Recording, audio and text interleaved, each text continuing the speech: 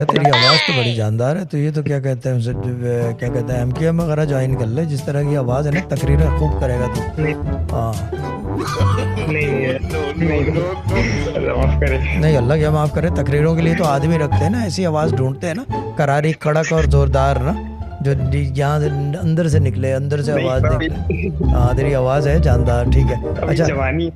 जो जवानी से मतलब, जवानी तो दुम्बे को भी चढ़ी हुई है, ठीक है ना। जब भी वो क्या कहते हैं, कसाई ढूंढ रही है, तेज चोरी वाला कसाई चाहिए मुझे इस दफा। पिछली दफा तो कट ही नहीं करता मेरी। हाँ।